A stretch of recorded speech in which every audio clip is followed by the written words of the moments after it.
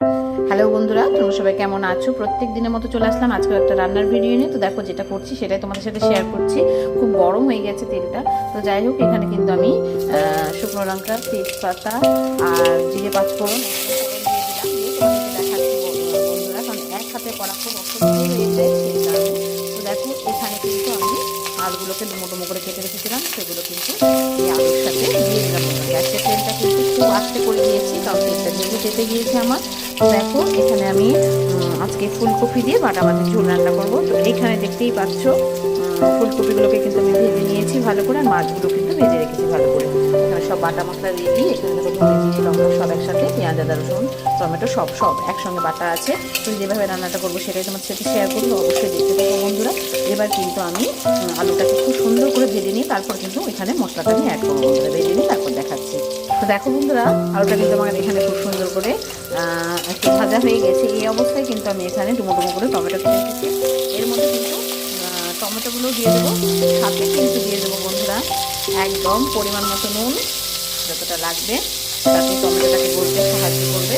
তো এর সাথে কিন্তু আমি একবারই সব কিছু অ্যাড করবো, কোনো অসুবিধা নেই যে আলাদা করে আবার ভেজে নিতে হবে, এরকম কোনো ব্যাপার নেই। নাড়াচাড়া করতে করতে কিন্তু আমি এর মধ্যে সব রকম বাটা মশলাগুলো আমি অ্যাড করে দেবো বন্ধুরা। তো দেখতে থাকো, এখানে পেঁয়াজ বাটা, আদা বাটা, রসুন বাটা, এখানে ধনে আদা বাটা আর লঙ্কা সব একসাথে অ্যাড করে দিলাম।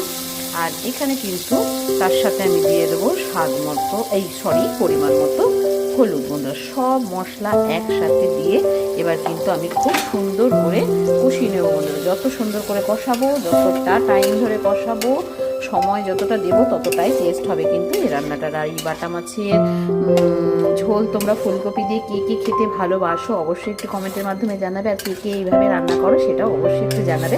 তবে একদমই বাটা মশলা রান্না বলে স্বাদটা কিন্তু গুঁড়ো মশলা থেকে একদম আলাদা হয়, সেটাই বলবো বন্ধুরা। তো শীতের একটা রান্না ফুলকপি আলু দিয়ে মাছের ঝোল, সেটা আবার বাটা মাছের ঝোলটা কেমন হচ্ছে সেটা কিন্তু একদম পুরোটা দেখে তারপরে জানাবে বন্ধুরা।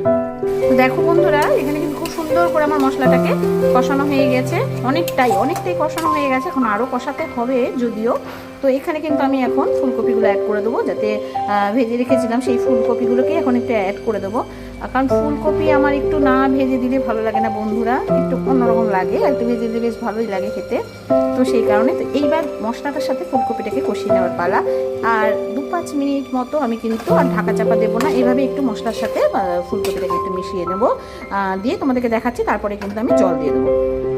তো দেখো বন্ধুরা, ফুলকপির সাথে আলুর সাথে টমেটোর সাথে কিন্তু খুব সুন্দর করে আমি এটাকে মশলাটাকে কষিয়ে নিয়েছি। দেখতেই পাচ্ছ, দেখেই বোঝা যাচ্ছে কত সুন্দর মতো করে কষানো হয়ে গেছে। তো এই অবস্থায় কিন্তু আর কষানোর কোনো দরকার নেই। এবার আমি কিন্তু জল দিয়ে দেবো, যেহেতু এটা ঝোল হবে মাছের, সেহেতু একটু জলের পরিমাণটা আমার বেশিই লাগবে বন্ধুরা। তো যাই হোক, আমার আরও একটুও লাগবে। তো যাই হোক, আমি তোমাদেরকে এক হাতে বলে আমার একটু অসুবিধাই হচ্ছে এভাবে দেখানোর। আর একটু জল আমি দিয়ে দেবো, যেহেতু এটা একটু ফুটবে। তো 5-10 মিনিটের জন্য কিন্তু আমি এটাকে মিডিয়াম আছে কিন্তু ঢাকা দিয়ে ফুটিয়ে নেব, তারপর কিন্তু মাছটা দেবো বন্ধুরা। তো দেখতে থাকো যেভাবে করছি। তো দেখো বন্ধুরা, এখানে কিন্তু মাছের ঝোলটা খুব সুন্দর করে ফুটে গিয়েছে। গ্যাসের ফ্লেমটা কিন্তু আমি একদম আস্তে করে দিলাম। তো দেখো এখানে কিন্তু আলুটাও সেদ্ধ হয়ে গেছে, ফুলকপি আমার ভাজাই ছিল সেদ্ধ হয়ে গেছে। এই অবস্থায় কিন্তু আমি এখানে মাছগুলো সব দিয়ে দেবো বন্ধুরা। তো মাছগুলো দিয়ে কিন্তু আমি একটুখানি জাস্ট